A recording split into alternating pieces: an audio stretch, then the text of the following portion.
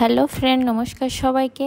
আজকে আপনাদের সাথে একটি বিষয় শেয়ার করতে আসছি, সেটি হলো এই টেবিল ক্লথ আর এই চেয়ারের কাভারগুলো। এগুলো কিন্তু আমি দারাজ থেকে অর্ডার দিয়েছি। অনেকে বলে যে দারাজের জিনিস ভালো হয় না, আসলে সেটা দেখার জন্য আমি এই অর্ডারটা দিয়েছিলাম। আর আমার এই যে অর্ডারটা কিন্তু দারাজে একদমই হোম ডেলিভারি দেয়, তারা একদম বাসায় এসে আপনার ডেলিভারিটা দিয়ে যাবে। ঠিক তেমনই আমার ডেলিভারি চলে আসছে। আমি কিন্তু এটা দেখার জন্য খুবই এক্সাইটেড ছিলাম, কারণ ছবিতে অনেক সুন্দর দেখাচ্ছিল জিনিসটি, এই জন্য আমি খুবই এক্সাইটেড খোলার জন্য। এর ভিতর আমার মা এই যে ললিপপ খাচ্ছে, এখন তার ললিপপ ছেড়ে দিতে হবে।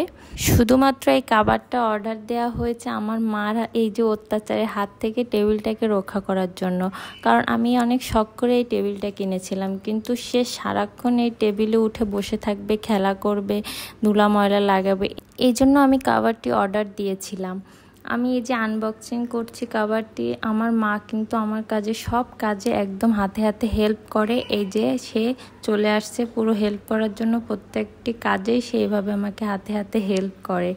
আমি আরেকটা জিনিস নিয়ে খুবই চিন্তিত ছিলাম যে আমার চেয়ারের যে মাপ, সেই অনুযায়ী কাভারগুলো ঠিকঠাক মাপে একটা পারফেক্ট একটা শেপ আসবে কিনা, কিন্তু একদম সুন্দরভাবে ফিটিং হয়েছে। আসলে আমি এটা নিয়ে খুবই চিন্তিত ছিলাম। আসলে কাভারগুলো অনেক সুন্দর হয়েছে। আমি যেরকমটা ছবিতে দেখেছিলাম ঠিক একদম সেরকমই দিয়েছে।